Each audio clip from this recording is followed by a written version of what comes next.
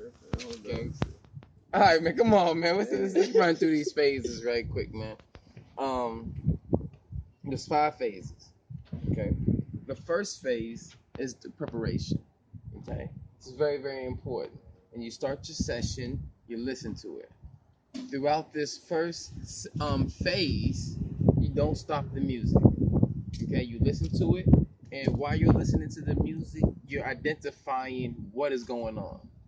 Okay, you're creating the master fader. You're organizing your tracks. Okay, so you're putting all your drums together, all your keyboards together. You're separating all your sounds, color coding it, making it all nice and neat. All right. Second phase is the blend phase. All right. This here is where you actually gonna be leveling out your faders. Once again, you have not stopped playing this music. So in the first phase, what else you're doing? You're identifying the genre that you're mixing. You know what I'm saying? You is it bass heavy? What exactly is going on? So as you're doing this, when you get into your second phase, you start leveling off your faders. You start making it make sense, legible or clear, so you can actually hear it, right? That fades into phase 3. Phase 3 is in 2 parts. Okay, part A is another type of preparation, but this is where you start to introduce your dynamic effects and your time-based effects. Okay, because you're blending now, then you're like, okay, let me go ahead and gate this, let me EQ this, let me compress this. But this is the thing though, you don't make it perfect. Part A is a rough sketch. Get all your ideas down. You'll sit there for hours trying to compress a kick drum, and 3 hours went by and you have nothing done. Okay, so add your compressors, your EQs, and your blase blah. Keep going. Part 2B is what? Going back and tightening up the dynamics, the EQs, the mutes and stuff that you actually did. Get all your ideas out like a sketchbook, then go back, tighten them up, which bleeds into phase 4. Phase 4 is in 2 parts too. Okay, phase 4 part A is automation. Automation is there to help tighten up your dynamics and your time base and things like that. That's what that's for. But the same thing that you did in 3A, you do in 4A. Don't spend all day trying to rate automation. Just get your ideas down. I want to mute this. I want to do a throw here. I want to do that there. I want to do that to get it all done.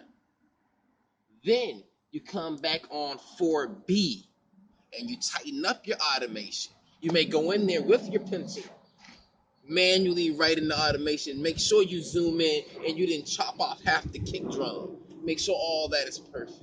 All right? Then the last phase is 5, and that's the tweak. That's you just tightening up, making sure everything is pleasant and good. All right? Now, there's some disclaimers to this thing here. First disclaimer is this here. If you find yourself going back 2 phases, stop what you're doing. If you find yourself going back 3 steps, stop what you're doing. Now, naturally, if you're mixing and you bring in a new instrument, it may make another instrument lower or louder. It may mask the instrument. It may boost that instrument, depending on the frequencies of what's happening going on right there. Okay, so with that being said, that's normal. You boost this up, you may have to do something there. But if you're over here working on strings and you find that you have to go back and redo your drums, save what you got, shut it down. At that point in time, you're gonna start butchering your mix.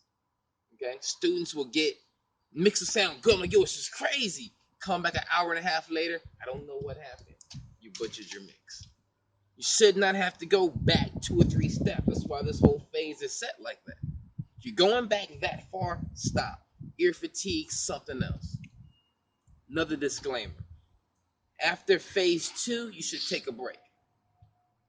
Come back with a fresh set of ears when it's time to add the dynamics and things like that. After phase 4B, take a break. Come back for the final tweak. Come back with a fresh ear. Another disclaimer. If you come back with a fresh ear and then you feel like you need to go back a few steps, that's different. Okay? What you do then is you go save session as, not copy, but add, and just give it another name, part 2.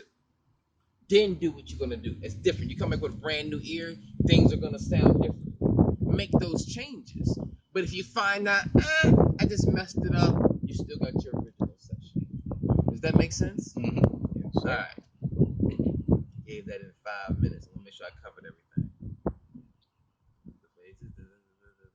Yeah, and I can guarantee if you follow my 5 phases of mixing, 2 things: A, you will get a mix done, and B, your mix will be above your competition. Might not be the mix master mix, but you will have it done. Any instructor, anybody say, yo, have this done, you follow my phases, you will get it done. It will push you right through. And the secret is every engineer follow these phases, they believe it or not.